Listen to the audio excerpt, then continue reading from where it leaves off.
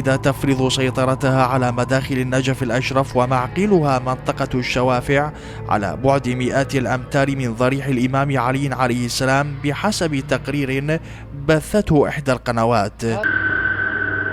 يهيمن أنصار هذا التنظيم على أهم المناطق من جغرافيا النجف الأشرف، فينتشرون عند المداخل الأمنية المهمة من المحافظة، ويتمتع قادة التنظيم بدعم مالي من جهات ذات نفوذ مؤثر في القرار السياسي في النجف الأشرف. التجول في أزقة هذا الحي مهمة بغاية الخطر، لأنه من الأحياء التي يسكنها المهاجرون من الباكستان ممن ينتمي أغلبهم إلى التنظيم المتطرف. تقريرها والذي يصور مشاهد ليلية يظهر بضعة نساء يتحدثن عن ابتزازهن أخلاقيا من قبل أفراد الجماعات المتشددة، يشير أيضا إلى جنسية أفرادها ويصفهم من باكستان. رادوا مني زواج متعة للباكستاني، عندهم مشروع ومشوا على المنطقة كلها، مو بس أنا، قالوا خواتك ذني كلهن وياك، فلانة وفلانة وفلانة. بدورنا توجهنا برفقة قوة أمنية إلى معقل التنظيم المتشدد لتقصي الحقائق ولقاء أفراده، لكن التنظيم الإرهابي كان مجرد طلبة علوم دينية. هاي القضية بدون علم الاستخبارات، بدون علم المكافحة، هم يومين يجي هنا، فشون يعني هم يدعون أن الباكستانيين هيك يسوون.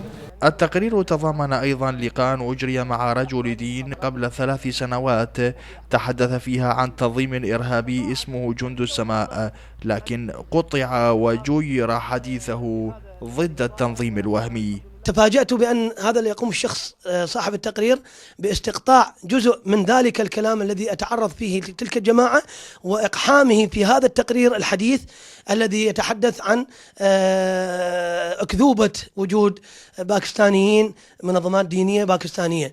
ها نحن نتجول في المنطقة التي وصفها التقرير بالخطرة، حيث كنا نتوقع أن نجد عناصر التنظيم تتواجد في هذا المكان، لكن وعلى ما يبدو أن حبل الكذب قصير.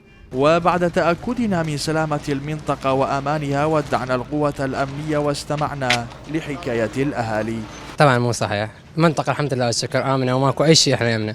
أما النساء اللواتي قيل أنهن تعرضن للابتزاز فلهن قصة أخرى. عيب محاربكم، عيب الشرقية، عيب. أنا مرة اشتريت من المختار، ما مشتري منه، خيبلي. المرة أنا أحكيها قدام العالم كله وقدام الناس، مرة مو خوش إنسان، وأمها تقول أنا تهجرت من هنا، هي كانت ساكنة هنا إيجار، حتى بيت ما عندها، حتى ملكها، وتقول أنا بعته وهجروني. السبب لأن هن اشتكينا عليهن بالمنطقة، اجتمعت المنطقة وكتبنا أسماء من المنطقة وبتأييدي أنا المختار.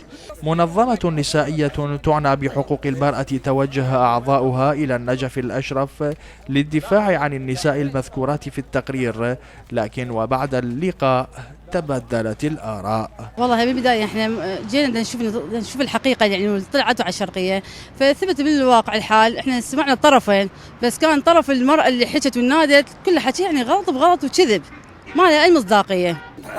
كلا للباطل. لقناة العراقية منتظر الشريفي، النجف الأشرف.